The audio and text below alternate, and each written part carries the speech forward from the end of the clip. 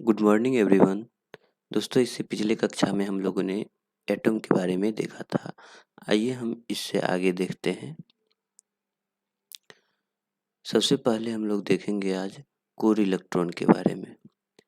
Core electron क्या होता है? कोर इलेक्ट्रॉन वैसे इलेक्ट्रॉन को कहते हैं जो आउटर मोस्ट ऑर्बिट में पाए जाते हैं, इनर ऑर्बिट में पाए जाते हैं। आउटर मोस्ट ऑर्बिट को छोड़ करके ये बाहरी कक्ष है, तो इसके अंदर में जो कक्ष है उसमें पाए जाने वाले इलेक्ट्रॉन को हम कोर इलेक्ट्रॉन कहते हैं। कोर इलेक्ट्रॉन जो है इनर ऑर्बिट आंतरिक कक्षा में प्रेजेंट होते हैं। कोर इलेक्ट्रॉन केमिकल रिएक्शन में भाग नहीं लेते हैं। आउटर मोस्ट ऑर्बिट में जो इलेक्ट्रॉन रहते हैं उसे वैलेंस इलेक्ट्रॉन कहते हैं, संयोजी इलेक्ट्रॉन कहते हैं। सबसे बाहरी कक्षा में प्रेजेंट इलेक्ट्रॉन को वैलेंस इलेक्ट्रॉन कहते हैं। वैलेंस इलेक्ट्रॉन केमिकल रिएक्शन में पार्टिसिपेट करते हैं। वैलेंस इलेक्ट्रॉन जो होते हैं केमिकल रिएक्शन में पार्टिसिपेट करते हैं। जैसे सोडियम देखिए, सोडियम में 11 इलेक्ट्रॉन होते हैं। इसका कॉन्फ़िगरेशन हम 2, 8, 1 इस तरह से लिखते हैं। तो आउटर मोस्ट ऑर्बिट में एक इलेक्ट्रॉन है, तो ये हमारा हो गया वैलेंस इलेक्ट्रॉन। यही एक इलेक्ट्रॉन जो है केमिकल रिएक्शन में पार्टिसिपेट करेंगे। और ये 2 और 8 जो हो गए ये कोर इलेक्ट्रॉन हैं जो कि केमिकल रिएक्शन में भाग नहीं लेते हैं। ठीक है दोस्तों, आइए नेक्स्ट देखते हैं। नेक्स्ट है हमारा वैलेंसी, संयोजकता। संयोजकता क्या होता है दोस्तों? ऑक्टेट पूरा करने के लिए जो इलेक्ट्रॉन होते हैं उसी को हम संयोजकता कहते हैं। जैसे कि 8 इलेक्ट्रॉन में आउटर मोस्ट ऑर्बिट में कोई भी एटम जो होता है वो स्टेबल होता है। अगर जैसे सोडियम का देखते हैं 2, 8 और 1 होता है। ये अपना ऑक्टेट स्टेबल करने के लिए एक वैलेंस इलेक्ट्रॉन जो है वह किसी को डोनेट कर देगा, दे देगा। तो ये अपना ऑक्टेट में आ जाएगा। लास्ट में आउटर मोस्ट ऑर्बिट में 8 आ जाएगा। तो जो या फिर देते हैं, जो इलेक्ट्रॉन को हम या फिर दे दिए उसी को वैलेंसी कहेंगे, या फिर अगर हम किसी से ले लिए उसको वैलेंसी कहेंगे। जैसे यहाँ पर देखिए कैल्शियम है 17, 2, 8 और लास्ट में है 7। तो इसमें लास्ट में 7 है। ये एक इलेक्ट्रॉन ले लेगा किसी से, एक इलेक्ट्रॉन ले लेगा किसी से। तो जब ये एक इलेक्ट्रॉन किसी से ले लेगा तो उस एक को क्या कहेंगे? वैलेंसी कहेंगे। एक को क्या कहेंगे? वैलेंसी कहेंगे। ठीक है दोस्तों, अगर आउटर मोस्ट ऑर्बिट में 4 से अधिक है, 4 से अधिक है तो ऑक्टेट पूरा करने के लिए किसी से लेगा, और किसी से लेगा तो वही जो जितना इलेक्ट्रॉन लेगा वो वैलेंसी हो जाएगा। अगर 4 से कम है, 4 से अगर कम है तो वो डोनेट कर देगा, किसी दूसरे एटम को वह दे देगा। तो जो इलेक्ट्रॉन वह लूज करेगा, किसी को देगा, तो वही हो जाएगा वैलेंसी, वही हो जाएगा वैलेंसी। तो आइए इसके बारे में समझते हैं। अपने ऑक्टेट को पूरा करने के लिए रासायनिक बंधन, केमिकल बॉन्ड बनाने की क्षमता को जो एफिशिएंसी होती है उसी को वैलेंसी कहते हैं। 8 इलेक्ट्रॉन आउटर मोस्ट ऑर्बिट में प्राप्त करने के लिए जो स्टेबिलिटी प्राप्त होती है, और उसमें क्या करते हैं, इलेक्ट्रॉन को देते हैं या फिर लेते हैं, तो उसको हम वैलेंसी कहते हैं। Valency of metal, number of valence electron. Metal में क्या होता है, जो आउटर मोस्ट ऑर्बिट में होते हैं मेटल में, वही हो जाते हैं वैलेंसी। जो वैलेंस इलेक्ट्रॉन होते हैं वही वैलेंसी हो जाते हैं। और नॉन मेटल में वैलेंसी क्या होता है, वो 8 में से नंबर ऑफ वैलेंस इलेक्ट्रॉन घटाते हैं नॉन मेटल में। तो सिंपल है दोस्तों, मेटल में हम क्या करेंगे, नंबर ऑफ वैलेंस इलेक्ट्रॉन जो आउटर मोस्ट ऑर्बिट में रहेगा वही वैलेंसी हो जाएगा मेटल के केस में। और नॉन मेटल के केस में क्या होगा, जो 8 इलेक्ट्रॉन में से नंबर ऑफ वैलेंस इलेक्ट्रॉन को घटाएंगे, तो जो हमें प्राप्त होगा वही हमारा वैलेंसी हो जाएगा। ठीक है, आइए नेक्स्ट देखते हैं। आयन किसे कहते हैं? आयन के बारे में आइए समझ लेते हैं।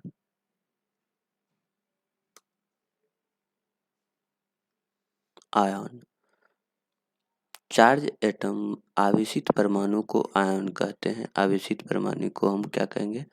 आयन कहेंगे। सामान्य स्थिति में एटम जो है न्यूट्रल होता है। सामान्य स्थिति में एटम क्या होते हैं? न्यूट्रल होते हैं, मतलब number of proton equal to number of electron होते हैं सामान्य स्थिति में।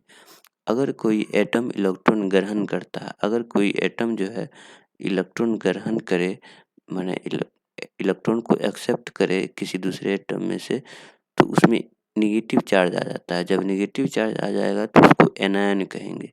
नेगेटिव चार्ज वाले को एनायन कहेंगे। अगर कोई एटम इलेक्ट्रॉन का त्याग करता है, इलेक्ट्रॉन डोनेट करता है, इलेक्ट्रॉन का त्याग करता है, तो उसमें पॉजिटिव चार्ज आ जाएगा। कैसा चार्ज आ जाएगा? पॉजिटिव। जैसे एक न्यूट्रल एटम है, न्यूट्रल एटम है, उसमें से इलेक्ट्रॉन चले जाएगा, तो इलेक्ट्रॉन अगर चले गया तो प्लस वाला चार्ज ज़्यादा आ जाता है, तो इसलिए वो पॉजिटिव चार्ज आ जाता है। तो पॉजिटिव चार्ज आ जाने के बाद उसमें कैटायन हो कहते हैं, उसे कैटायन कहते हैं। ठीक है दोस्तों, जैसे यहाँ पर हम देख रहे हैं, यहाँ पर हम देख रहे हैं NaCl। NaCl में क्या होता है कि सोडियम, ये है सोडियम, सोडियम में 2, 8 और 1।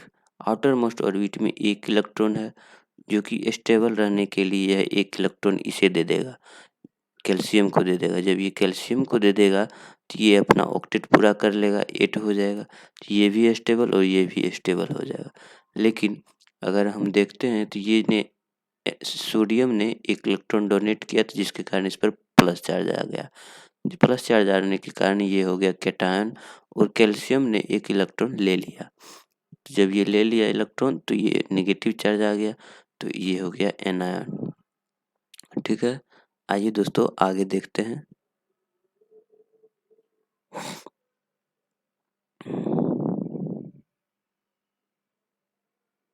अब एटम में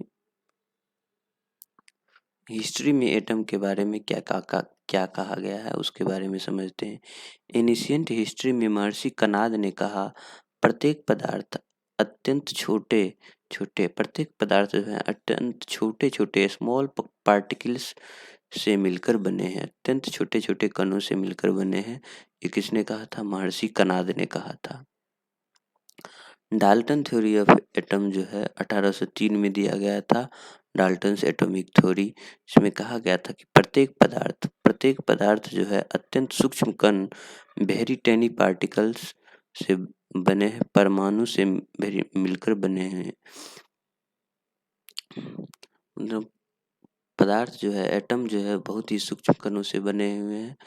जिसके और दूसरा बताया था कि परमाणु को अविभाजित नहीं किया जा सकता है, परमाणु को अविभाजित नहीं किया जा सकता है, ये बताए थे डाल्टन एटॉमिक थ्योरी ने।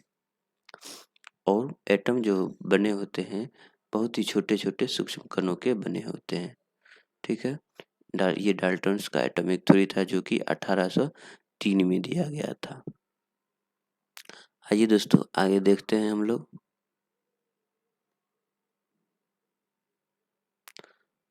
Thomson's atomic model.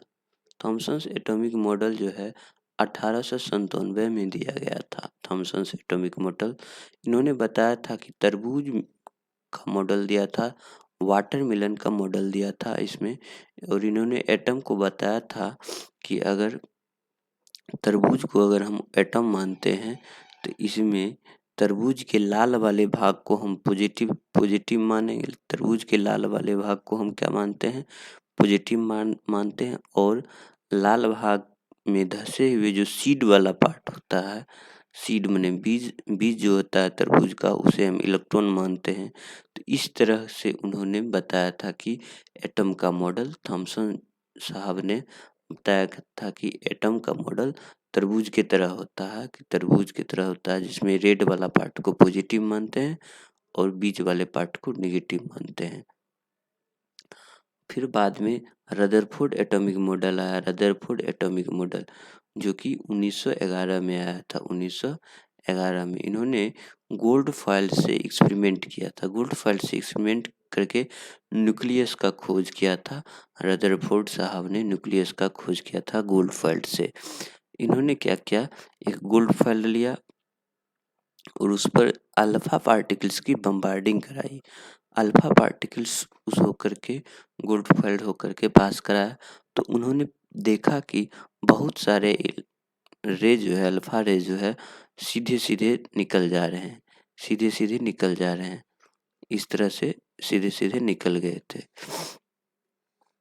Alpha particles बहुत सारे निकल गए थे, लेकिन कुछ ऐसे थे जो कि केंद्र से होकर के रिवर्स आ जा रहे थे, केंद्र से होकर के रिवर्स रिटर्न हो गए थे। तो इससे उन्होंने पाया कि अल्फा पार्टिकल जो होता है प्लस होता है, पॉजिटिव होते हैं। तो इससे उन्होंने पता किया कि केंद्र में भी पॉजिटिव पार्टिकल्स पॉजिटिव होंगे। तो इससे पता चला कि न्यूक्लियस जो है पॉजिटिव चार्ज में होते हैं, न्यूक्लियस में पॉजिटिव होते हैं, जिसके कारण वो पॉजिटिव से रिपेल किया और पॉजिटिव रे जो है, अल्फा रे जो है, बाहर आ गया। तो रदरफोर्ड साहब ने न्यूक्लियस का खोज किया। किस चीज़ का खोज किया? न्यूक्लियस का खोज किया, और उन्होंने पता किया कि न्यूक्लियस में पॉजिटिव चार्ज होते हैं। ठीक है दोस्तों, आइए आगे हम लोग देखते हैं।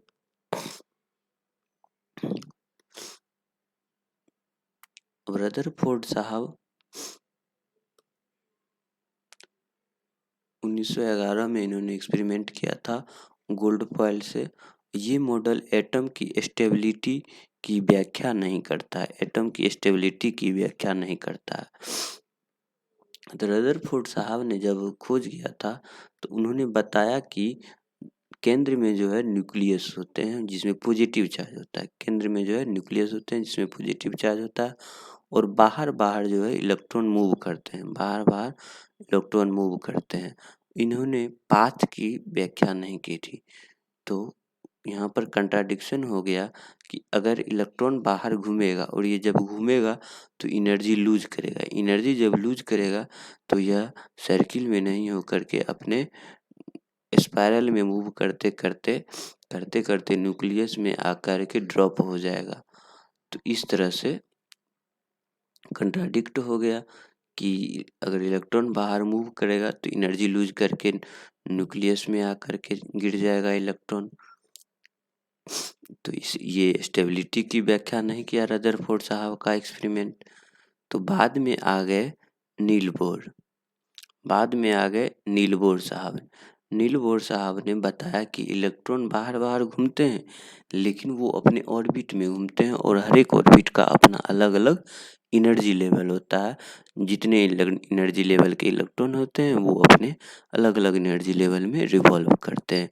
ठीक है दोस्तों, आइए नील बोर साहब को देखते हैं। नील बोर साहब 1913, नील बोर साहब 1913 में एटम मॉडल का खोज किया था।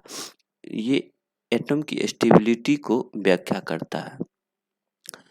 इलेक्ट्रॉन जो है न्यूक्लियस के चारों ओर एक सर्टेन एनर्जी लेवल में रिवॉल्व करते हैं। जो ये ऑर्बिट जो होता है KLML, KLMN, ये सभी जो होते हैं, हर एक ऑर्बिट का अपना एनर्जी लेवल होता है जो कि एनर्जी लेवल में रिवॉल्व करते हैं। सेम एनर्जी लेवल वाले रिवॉल्व करते हैं सेम ऑर्बिट में, सेम एनर्जी लेवल में।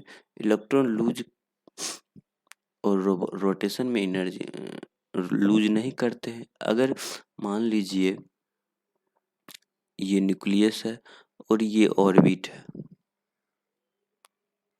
तो यहाँ पर इलेक्ट्रॉन मूव कर रहा है, कम एनर्जी वाले यहाँ मूव कर रहे हैं, ज़्यादा एनर्जी वाले यहाँ मूव कर रहे हैं, उससे ज़्यादा एनर्जी वाले बाहर बाहर मूव करेंगे।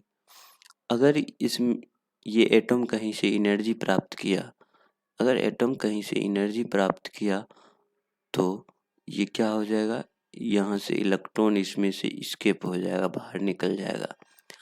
अगर एनर्जी लूज किया तो ये आउटर मोस्ट ऑर्बिट का इलेक्ट्रॉन जो है आकर के इनर ऑर्बिट में ड्रॉप हो जाएगा, क्योंकि एनर्जी कमेगा तो इनर ऑर्बिट में ड्रॉप हो जाएगा। अगर एनर्जी ज़्यादा हुआ तो अंदर के कक्ष से बाहरी कक्ष में चला जाएगा। तो इस तरह का कंसेप्ट नील बोर साहब ने दिया था। आइए अब प्रोटॉन को देखते हैं। प्रोटॉन की खोज गोल्डस्टीन ने किया दिया था। वेरी वेरी इंपॉर्टेंट है दोस्तों।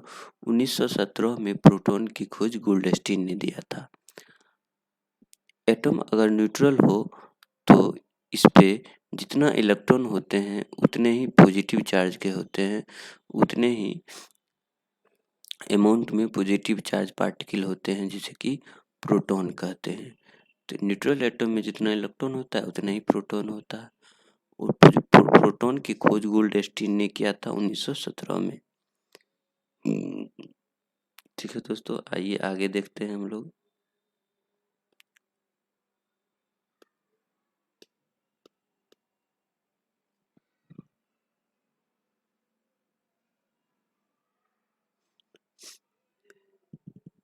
एक मिनट दोस्तों।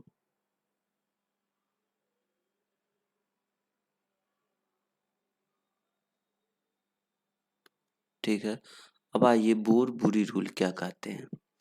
बोर बुरी रूल साहब रूल के द्वारा हम जानते हैं कि हर एक ऑर्बिट में मैक्सिमम इलेक्ट्रॉन कितने हो सकते हैं, किसी ऑर्बिट में मैक्सिमम इलेक्ट्रॉन कितने हो सकते हैं। और रूल क्या है, तो 2 into n square, 2 into n square, ये है बोर बुरी रूल। इसके द्वारा हम हर एक ऑर्बिट में कितने इलेक्ट्रॉन मैक्सिमम रह सकते हैं वो चीज़ पता करते हैं। 2 इंटू एन स्क्वायर के द्वारा के ऑर्बिट में पहले ऑर्बिट में एन यहाँ पर और नंबर संख्या है ऑर्बिट का, first orbit, second orbit, third orbit, fourth orbit, आगे फिफ्थ ऑर्बिट, इस तरह से हम एन का वैल्यू पता करते हैं। पहले ऑर्बिट के है तो के में 2 इलेक्ट्रॉन रहेंगे। एल दूसरा ऑर्बिट है तो 2 स्क्वायर इंटू 2 मतलब 8 इलेक्ट्रॉन हो जाएगा। एम ऑर्बिट थर्ड ऑर्बिट में 18 इलेक्ट्रॉन, फोर्थ ऑर्बिट में 32 इलेक्ट्रॉन होंगे। ठीक है दोस्तों, आगे अफवाह प्रिंसिपल को हम लोग समझते हैं। अफवाह प्रिंसिपल क्या होता है, एटम में इलेक्ट्रॉन फिल करने से रिलेटेड है। अफवाह प्रिंसिपल इलेक्ट्रॉन फिलिंग प्रिंसिपल को बताता है कि किसी भी एटम में इलेक्ट्रॉन पहले लोअर एनर्जी लेवल में फिल होते हैं, उसके बाद हायर एनर्जी लेवल में फिल होते हैं। लोअर एनर्जी लेवल फिल हो जाएंगे तब जो है सो हायर एनर्जी लेवल में इलेक्ट्रॉन फिलिंग होंगे। ये थे अफवाह प्रिंसिपल। दोस्तों, हमारा वीडियो पसंद आया तो लाइक करें, चैनल को सब्सक्राइब करें और अपने स्टडी ग्रुप में शेयर करें और वीडियो को लाइक करना ना भूलें। धन्यवाद दोस्तों।